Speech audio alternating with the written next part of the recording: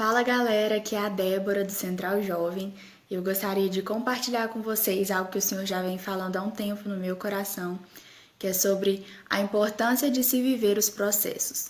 O texto que eu escolhi para compartilhar dessa mensagem com vocês se encontra lá no livro de 1 Reis, principalmente dos capítulos 17 ao 19. Depois eu aconselho que vocês deem uma olhada nesses capítulos para poder entender mais profundamente o contexto daquilo que a gente vai conversar aqui, mas hoje a gente vai ler alguns versículos do capítulo 19. Para quem não sabe, esses capítulos falam sobre o profeta Elias e sobre como ele fez um grande milagre em Israel e como ele fez com que os corações dos israelitas saíssem de uma situação de extrema idolatria, principalmente a Baal, e se voltassem novamente a Deus. O Senhor castigou o povo de Israel por meio do profeta Elias com 3 anos de seca, e durante esses 3 anos o povo viveu em extrema miséria. E Elias era procurado em todas as regiões. Depois de 3 anos, o Senhor fala com Elias para ele voltar e se apresentar ao rei Acabe e desafiar os profetas de Baal, que eram sustentados pela mulher do rei, a rainha Jezabel, a provar de fato quem era o verdadeiro rei, se Baal ou se Deus. E nesse desafio no Monte Carmelo, o profeta Elias propõe o seguinte: que os profetas de Baal matassem um touro, sacrificassem um animal, e o Deus que respondesse com fogo, se Baal ou se Deus, seria considerado realmente o Deus de Israel. E não sei se todos conhecem a história, mas acredito que sim. Os profetas de Baal ficam lá um longo período se esforçando e orando e se flagelando diante de Baal e nada acontece. Quando chega a vez de Elias, ele restaura o altar do Senhor, manda jogar água por cima e depois ora a Deus. E quando ele ora a Deus, fogo desce do céu e consome todo o altar. E nesse momento o coração dos israelitas é quebrantado e o povo decide se voltar a Deus. E Elias então chama todos os profetas de Baal, eram 450 profetas de Baal, mais 400 outros profetas de uma deusa que também era cultuada na época, e mata todos a fio da espada na beirada de um riacho. Depois de viver esse grande mover de Deus, essa grande manifestação do sobrenatural, Deus ainda manda com que chovesse, restaurando assim a terra de Israel, representando o renovo e o perdão de Deus sobre aquele povo. A rainha Jezabel, no entanto, não gostou nada disso e ameaçou Elias de morte. Disse que, assim como ele fez com todos os profetas de Baal, aconteceria a ele no máximo até o dia seguinte. Então a Bíblia diz que Elias ficou com medo e de tanto medo ele fugiu. E quando ele fugiu da rainha Jezabel, ele acabou indo para um lugar deserto depois de um dia inteiro de caminhada e adormeceu.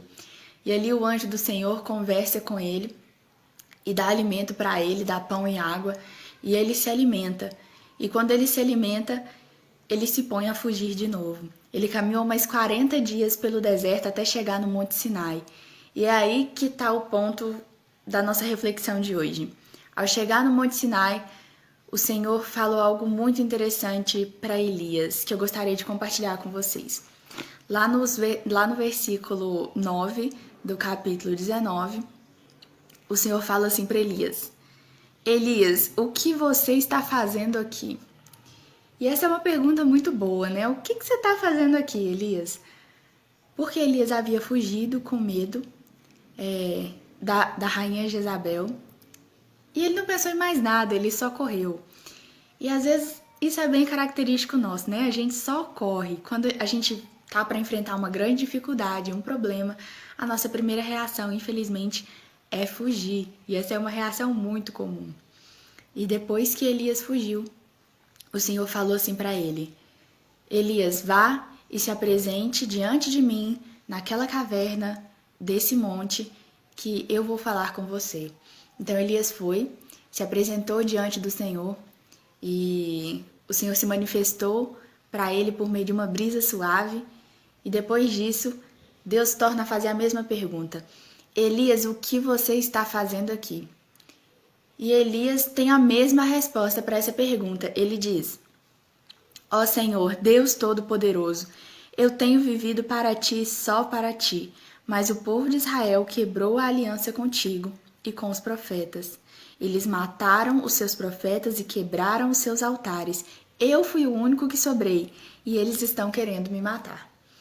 Elias aqui, ele tá com medo, ele tá indignado, ele tá dizendo, poxa Deus, eu vivi uma vida para te servir e agora eu tô tendo que fugir porque o seu povo é um povo rebelde, porque eles querem me matar, porque eles acabaram com todos os seus profetas e eu estou sozinho.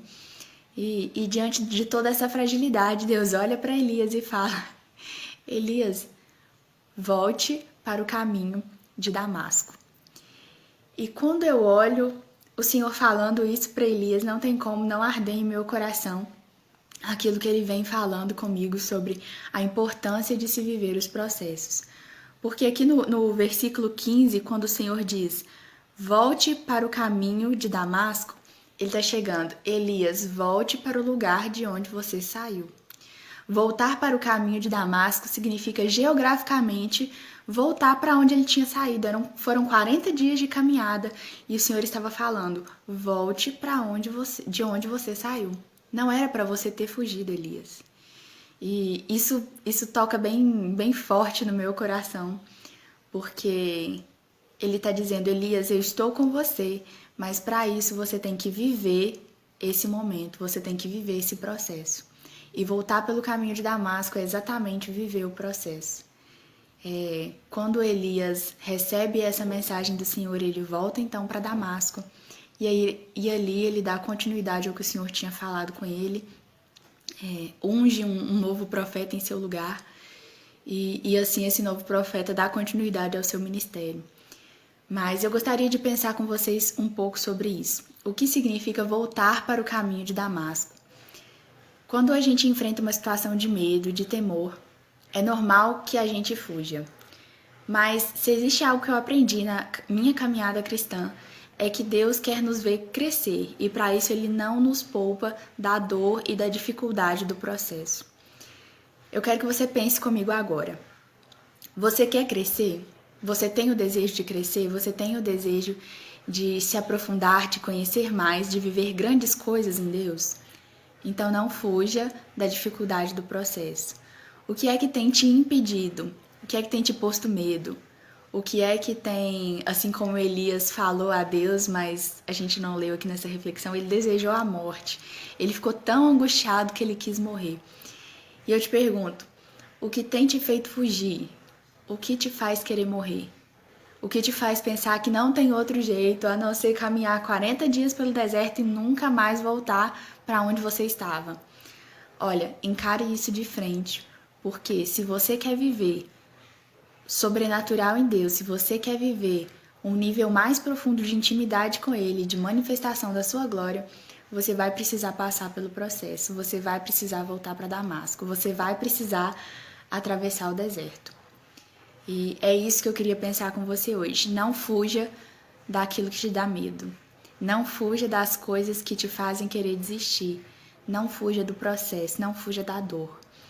É a coisa mais, talvez, instintiva do ser humano, é fugir da dor. Mas se você quer crescer, não fuja. Deus está com você. E assim como ele deixou escrito lá no livro de Filipenses, no versículo 1, capítulo 16, ele diz, aquele que começou a boa obra é fiel para completá-la. E nós acreditamos nisso, que o Senhor ele não deixa nada inacabado. Certamente Ele vai completar a boa obra que Ele começou em nós. Então, se ponha disponível a enfrentar o processo. Veja o seu medo, confesse ele ao Senhor, mas não fuja. Coloque ele diante de Deus, porque o nosso Deus ele é maior do que tudo isso. E se você tem passado por algum problema, seja ele um pecado, seja ele uma dificuldade, seja ele algum mal-entendido, algo não resolvido na sua vida, se é alguma coisa que te põe medo, não fuja do processo. O Senhor está com você. Porque não adianta fugir. Quando nós nos colocarmos diante de Deus, Ele vai nos dizer, volte pelo caminho de Damasco. Não que Ele não tenha poder para nos tirar de todos os problemas, mas é porque se Ele simplesmente nos tirássemos, nós não teríamos a oportunidade de crescer com o processo. Então é isso, galera. Que nós possamos ansiar cada dia mais crescer com o processo, que nós consigamos realmente colocar diante de Deus todas as nossas dificuldades e termos a coragem de viver aquilo para o qual Ele nos chamou. Amém?